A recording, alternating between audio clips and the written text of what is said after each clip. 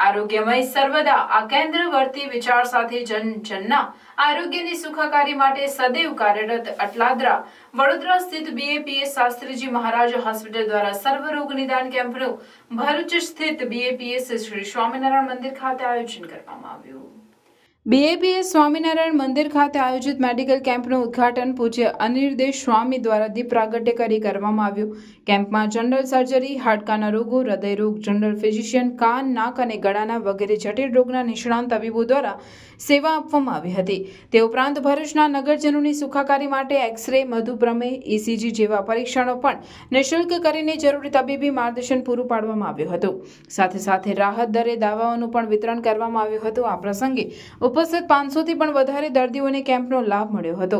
BAPS Shastriji મહારાજ હોસ્પિટલના મુખ્ય સંચાલકો દ્વારા જણાવવામાં આવ્યું હતું કે PMJ યોજના હેઠળ હૃદય રોગને લગતી સેવા જેમાં એન્જિયોગ્રાફી, એન્જિયોપ્લાસ્ટિક, પેસમેકર, વાલ્વનું ઓપરેશન, બાયપાસ સર્જરી જેવા ઓપરેશન અત્યંત આધુનિક ટેકનોલોજી મશીનો સાથે જાણીતા અને ગોલ્ડ મેડાલિસ્ટ ડોક્ટર દ્વારા સારવાર મળશે।